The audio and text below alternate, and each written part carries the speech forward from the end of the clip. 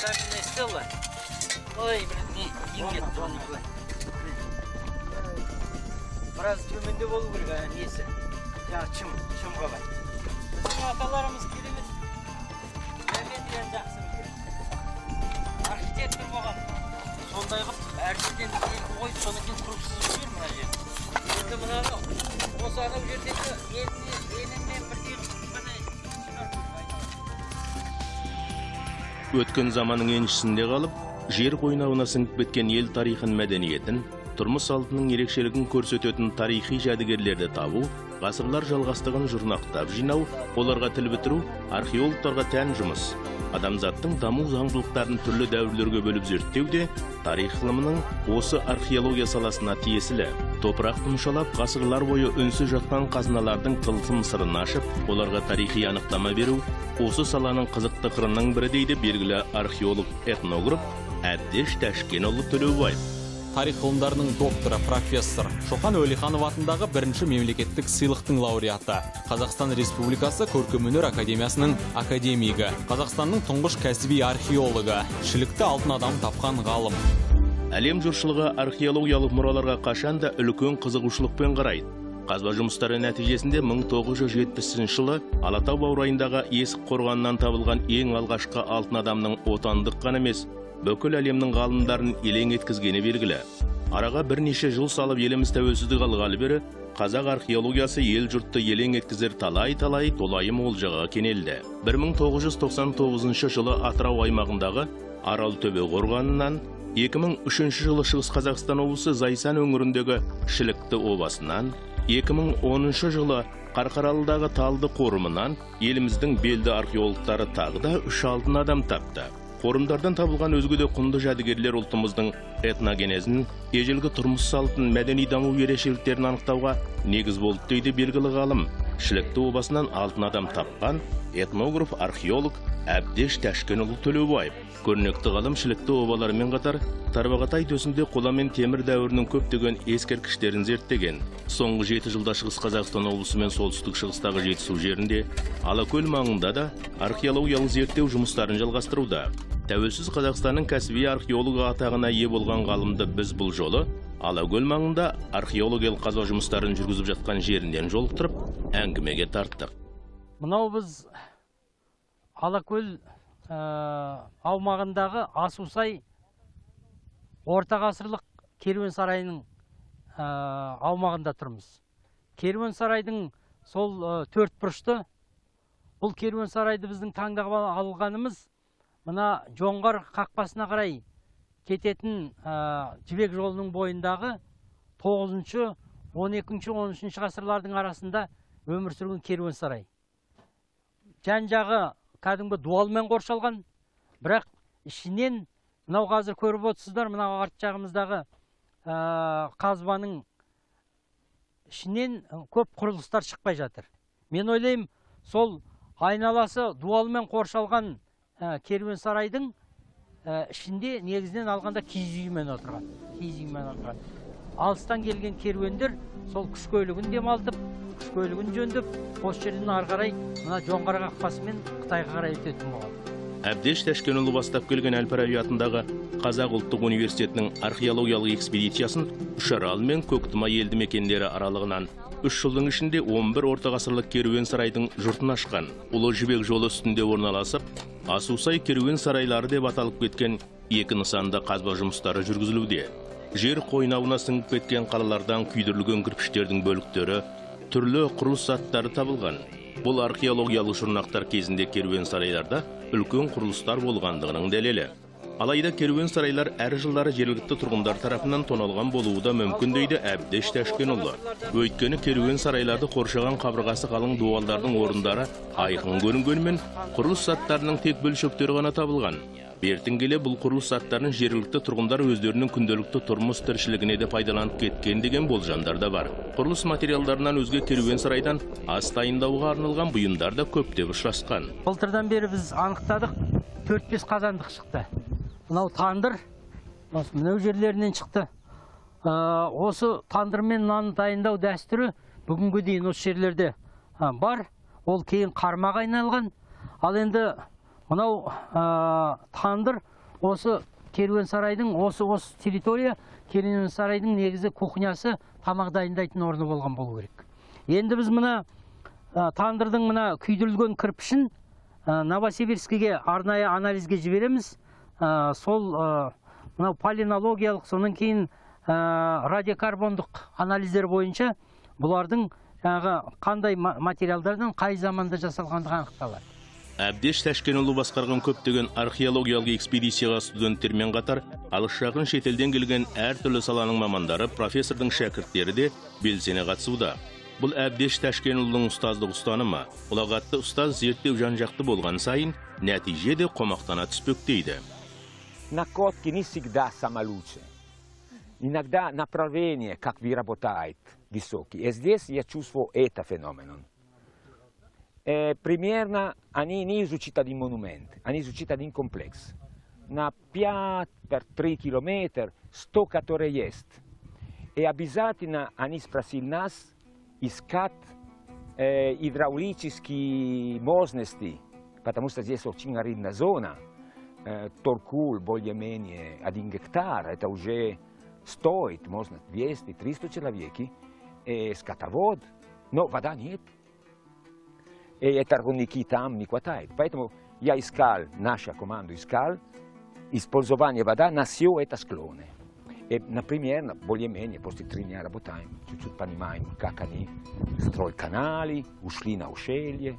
Была большая работа, но не больше, чем каждая гидравлическая работа. Ол кісінің осы ізденіс ретінде жұмыстар өте көп. Былтырғы жылдан бері міне осы жерде біз еңбек етудеміз.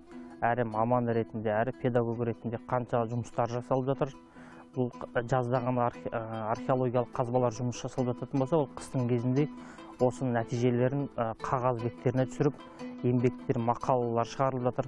2002 жылы осы бұл кісінің экспедициясында, Шығыс Қазақстан археология экспедициясында құрамына мүше болып табылып, кейіннен өзім осы студент ретінде сол кісінің тәжірибелерінде өтіп болып, кейін маман болып, осы байланыс жасаудамыз. Ғылыми еңбектеріміз бар біріккен. Ол кісі менің өзім ұстазым, кезінде мен де ол кісіден білім алғанмын. Ол кісі өзінің ғылыми творчестволық еңбек жолын негізінен этнографиялық зерттеулерден бастаған болатын. Неше жыл бойы кафедра басқарды бізде Әл-Фараби атындағы университетте. Содан кейін студенттерді ғылыми зерттеу жұмысына баулу істерменен айналысты. Соңғы кездерде бірнеше бағытта республикалық деңгейдегі, содан халықаралық деңгейдегі экспедицияларды біріктіріп басқарып жүрген жақсы маман ғалым.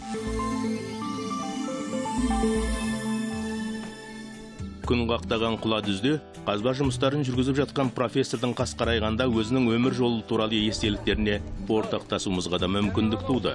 Ғалым өзінің болашақ мамандығын таңдауын, кейін осы кәсіптің өмірінің алтын діңгегіне айналғандығын балалық шағымен байланыстырады.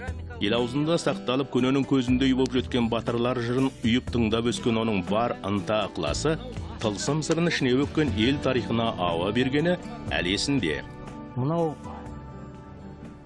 балалық кезеңде өзі адамның болашағы қалыптасатын сияқты. Мен мынау бір шежірелі қарттары көп. Әрбір тауының, әрбір даласының тұнып тұрған тарих өлкөде өстім.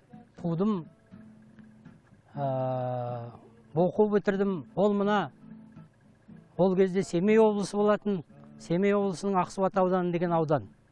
Соның Көкжыра деген ауылынан мектеп бітірдім. Жалпы мектепте өте жақсы оқыдым. Көп оқушы едім. Тіпті кішкене күнімнен мына Қобыланды, Алпамыс, Ертарғындарды жатқа айтатымын. Бір оқып ап, жатқа айтушым. Сол кездің өзінде мынау Білім және еңбек журналына Әлкей Марғұланның мақалалары, соғыс туралы әртүрлі интервьюлер, әңгімелер жарияланатын. Сол кезде мен осы тарихты зерттеуді, көне тарихты зерттеуді әсіресе өте ұнаттым. Ұлттық археологияның негізін қалаушы Әлкей Марғұлан туралы мақалаларды газеттерден үзбей оқып, олардың мазмұнын өтір нүктесіне дейін жаттап алуды әдетке айналдырған бозбала өзі сүйіп оқитын кейіпкер сынды тарихшы болуды армандайды.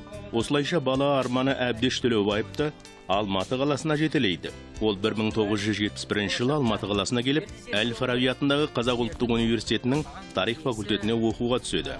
Оның тарих ғылымының ішінде археология және этнография саласын таңдауына сол жылғы факультетте болған өзгерістер себеп болған. 71 жылы менің бақытыма қарай Қазақстанда ең алғаш рет археология және этнография кафедрасы ашылды. Осы кафедрада бірден ойланбастан сол кафедраға бардым. Сол кезде мысалы анау партия тарихы кафедрасына бөліміне елдің бәрі таласатын. Бірақ біз бір 10 шақты бала сол археология этнография кафедрасына бардық. Сол жылдары тарих факультетінде аттары елге белгілі Манап Оразбаев, Әлкей Марғұлан сынды ұлттық археологияның негізін қалаушылар ұстаздық етті. Сонда марқұм біздің ұстазымыз Әбдіманап Медеуұлы Оразбаев деген кісі атақты әлгі тауықтан шыққан шынжырбалақ Шыбартөс Оразбайдың немересі. Осы кісі бізді баулып өзінің экспедициясына апарып, ол экспедиция Әлекеңнің, Әлкей Хақанұлы Марғұланның экспедициясы. Ана кісі отрядты басқаратын. Сол кісілердің тәлімін алдым. Сол кісілермен мына балалар сияқты далада осы археологияның қиындығымен жақсылығын, қызығын көрдім. Міне содан бастап мен өзімнің өмірімде осы тарих ғылымын, оның ішінде археология және этнография ғылымын қоса алып жүруге тырыстым. 1975 жылы Әл-Фараби атындағы Қазақ ұлттық университетінің тарих факультетін үздік бітірген Әбдеш Тәшкенұлы сол жылы бірден Мәскеу қаласындағы Миклуха Маклай атындағы этнология институтының аспирантурасына түсіп, қазақтардың ислам дініне дейінгі наным сенімін, яғни тәңірлік дінді, қазақ жерінде күні бүгінге дейін сақталып қалған отқа, аққа табыну мәселелерін зерттейді. Шалғайдағы ауылда қарапайым отбасынан шыққан қазақтың қарадомалақ баласы талмай ізденудің арқасында көп ұзамай кандидаттық диссертациясын қорғады. Біз елден шыққан, ауылдан шыққан шаруаның баласымыз ғой. Сол заманда сол ортадан теуіп орын алу үшін өте жақсы оқу керек болды. Көп еңбектену керек болды. Мен жалпы сол ауылдан шығып 25 жасымда Мәскеуден кандидаттық диссертация қорғаған азаматпын. Қазақ мектебін бітіріп, қазақ группасын бітіріп, бірден Москваға аспирантураға түсіп, ол енді қазір мақтануға да болады. Онан кейін Совет заманында 40-қа толмай докторлық қорғадым. Белгілі ғалым Өмірзақ Арыстанұлы Жолдасбековтің шақыртуымен жас маман 1979 жылы Мәскеуден оралған бетте археология және этнология кафедрасына жұмысқа орналасады. Содан бері Әбдеш Төлеубаевтың барлық оқытушылық және ғылыми өмірі Әл-Фараби атындағы Қазақ ұлттық университетінің археология және этнология кафедрасымен ұштасып келеді. Осы кафедраны 40 жыл Қазақстанда қызмет етіп келген кафедраны 22 жыл басқардым. Осы Қазақстанда археологтар дайындауда, этнографтар дайындауда біраз еңбек еттім. Соңғы бір 4 жылда ол кафедраның жаңағы басқаруын басқа ғалымдарға бердім. Қазір шәкірттеріміз өсіп келе жатыр. Жалпы бір кезде қашанда енді ол қалады ғой артта. Бірақ мынау әлгі ғалымның хаты дейді ғой. Мен осы Қазақстан бойынша этнографиялық, археологиялық мақсатта жүргізген экспедицияларым бүкіл Қазақстанды қамтиды. Мен ойлаймын, сол жан-жақтағы ескерткіштер зерттелген. Олардың барлығы, көпшілігі жарияланды. Осы үлкен менің артымда қалатын дүние. Ұстаздың археология және этнология жөніндегі еңбектері жақын және алыс шетел ғалымдарының арасынан қолдау тапты. Ол 10 шақты ғылым кандидатын дайындап шығарды. 2 докторлық диссертацияның ғылыми кеңесшісі болды. 2 монографияның 3 ғылыми және ғылыми танымдық кітаптардың, 3 оқулық және 100-ден аса ғылыми мақаланың авторы. Әбдеш Тәшкенұлының еңбектері бүгінде үлкен сұранысқа ие, болашақ ұрпаққа қалар құнды деректер дейді ғалымның үзеңгілестері. Әбдеш Төлеубаев Әбекең қазақ ғылымы тарихында өзінің орны бар үлкен ғалымдардың қатарына жатады. Ол қазір біздің арамызда, ғалымдардың арасында, жұртшылықтың арасында тек этнограф қана емес, көрнекті археолог ретінде де белгілі. Әбекеңнің әсіресе мынау көпшілік қазір сирек кездесетін кітаптардың қатарына еніп үлгерген исламға дейінгі қазақтың отбасылық әдет ғұрыптарының сілемдері деп аталатын орысша шыққан 90-жылы шыққан кітаптары, өткен ғасырдың 90-жылы кітаптары қазір ол классикалық еңбектегі болады. Себебі бұл сол кездің ғана емес, қазіргі өскелең заман талабына сай жазылған, сол талапқа сай жазылған еңбектер ретінде өзінің маңызын жоғалтқан жоқ, және ол маңызын уақыт өткен сайын күшейе береді. Оның классикалық еңбек деп отырған себебі осында. Әбдеш Тәшкенұлы этнография мен археологияны қатар алып жүріп зерттеген зерделі ғалым. Ол 1980 жылдардың басында этнографиялық зерттеу жұмыстарын жүргізу мақсатында Қазақстаннан тыс аумақтарға бірнеше экспедиция құрып аттанады. Бұл сапарларында да өзіне серік болған білімге іңкәр шәкірттерін этнография әлемінің тылсым қойнауынан сыр тартуға баулайды. 83 жылдан жылдары алғаш рет студенттер құрамынан отряд құрып, шетелдегі бауырларымызды жаңа айтып отырмын, Астрахан, Орынбор облыстарына алғаш рет ғылыми этнографиялық экспедиция ұйымдастырылды. Сол экспедиция құрамында болып, алғаш рет біздер ел арасынан осы далалық этнографиялық материалдарды жинаудың әдісін, әдістемесін осы кісіден үйрендік. Ұстаздық еткен жалықпас үйретуден балаға деп дана абай айтпақшы Әбдеш Тәшкенұлы шәкірттеріне этнография саласында ғылыми бағыт-бағдар берді. Сол кездегі өзекті мәселелерді көтеріп, оларға ғылыми зерттеу жүргізу жолында жетекшілік етті. Ғалымның шәкірттері бүгінде ұстаз жолын қуып, тарих ғылымына өз үлестерін қосуда. Енді Әбдеш Тәшкенұлы ол археолог, этнограф, екі саланда қатар алып жүрген нағыз ғалым деп айтуға болады. Әбдеш Тәшкенұлының ғылыми ізденістері өз алдына бір төбе. Оның жолын қуған шәкірттерде ұстаз ұстанымын ту етіп келешекке алып баратын анық. Әр ғалымның соңында құс жолындай сайрап жататын, ел аузында еленіп тарих беттеріне бедерленіп жазылып қалар беделді жаңалығы болады. Қай ғалымның болсын бір артындағы ерекше бір өзінің әлгі бір төл баласындай, бір кенже баласындай бір керемет жаңалығы болады. Ол мынау 2003 жылы шіліктеден ашқан алтын адам. Жалпы бұл алтын адамды мен 10 жылдай профессорлық атақ алып, жалпы ғылым саласында танылған кезімді аштым. Бірақ мен үшін бұл алтын адам ерекше жетістік, ерекше жаңалық болды. Профессор Әбдеш Тәшкенұлына дейін Шілікті қорғанындағы обаларды орыстың көрнекті археолог ғалымы Черников зерттеген. Алайда өзге елдің ұлы бұл қазбалардың бүгіп жатқан сырын толығымен аша алмаған. Ғалымның зерттеу нәтижелері қазір еліміздің орталық мұражайларында сақтаулы.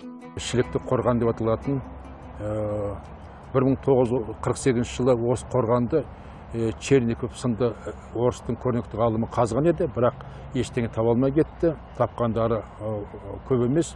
Оның материалдарын бәрі біздің орталық музейде. Ал енді осыны қазып, егжей-тегжейіне дейін зерделі зерттеу жүргізіп, көпшіліктің игілігін айландырған бұл Әбекең.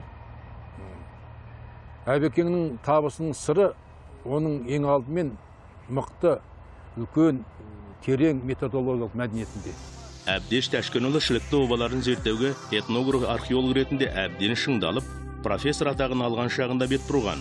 Оның мәскеулік мектептен өткендігі, жылдар бойы жинақталған жұмыс тәжірибесі де бұл қазба жұмысында өз септігін тигізген. Бар ынтасымен, зейінімен қазба жұмыстарын бастап кеткен ғалым, Шілікті жазығындағы Бәйгөтөбе обаларынан жүздеген тарихи құнды жәдігерлермен қатар, Теңдесі жоқ археологиялық мұра алтын адамды тапты. Алтын адамның түр тұлғасымен киген киімін, сондай-ақ әшекей бұйымдарын жан-жақты зерделеп, алтын адамды біздің дәуірімізге дейінгі 8 ғасырда өмір сүрген сақтардың патшасы деген түйін жасады. Бұл археологиялық ашылу қазақ тарихындағы елеулі жаңалықтардың бірі болды. Мынау 2003 жылы Шілікті даласынан табылған алтын адамның қалпына келтірілген ескиздік суреті. Бұның алтын адамның салтанатын киімін мен өзім қалпына келтірдім.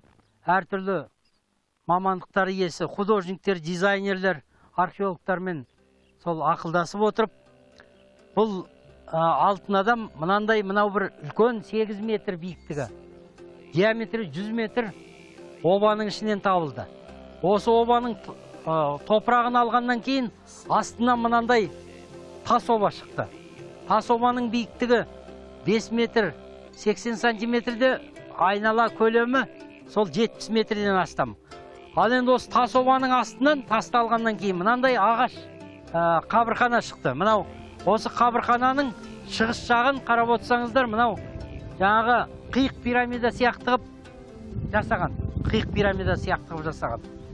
Енді осы қабырхананың ішінен 4000-нан астам алтын заттар шыққан болатын. Міне осы 4000-нан астам алтын әшекейлер осы алтын адамның киіміне тағылды. Қазір Шілікті алтын адамын бастапқы қалпына келтіру жұмыстары жүргізіліп жатыр. Алтын адам жерленген обадан табылған түрлі әшекейлер сол бағзы заман тұрғындары салт дәстүрінің, мәдениетінің көзге ыстық көрінер жұрнағы іспетті. Ғалымдар бүгінде осы археологиялық мұраларға тіл бітіріп, оларды зерттеу мәселесімен шұғылдануда. Обалардан табылған бұл олжалар жақын арада қайта өңделіп еліміздің мұражайларының біріне қойылады.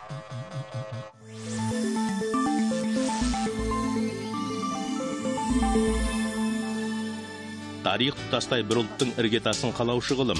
Салалар сан саққа таралғанымен олардың түйісер жері, мақсаты бір. Әлбетте бұл міндеттен алтын қолды күміс күректі археологтарда шет қалмасы анық. Тарихи деректерді еліміздің түкпір-түкпірінен жинап, оларға ғылыми сипаттама беріп, тіл бітіріп жүрген археолог-этнограф Әбдеш Тәшкенұлы өзінің қызығы мен қиыншылығы мол кәсібін жалғастыра бермек. Осы биыл өзім 44-ші археологиялық маусымында өткізіп жатырмын. 44-ші жыл. Бұл саналы бір адамның саналы ғұмыры.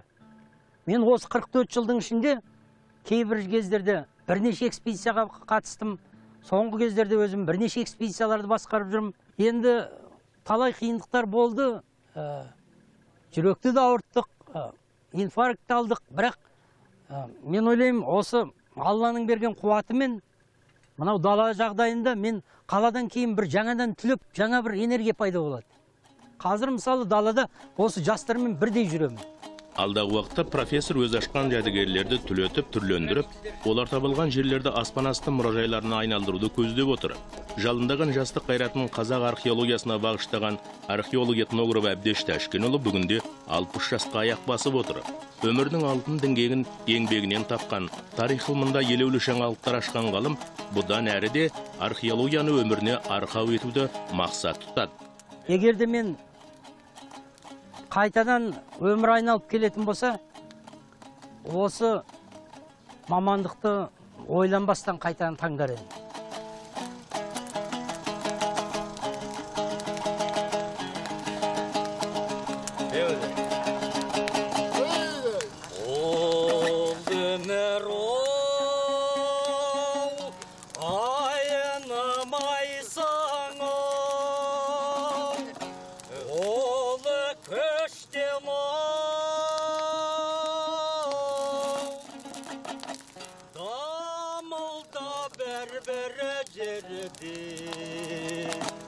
Dünya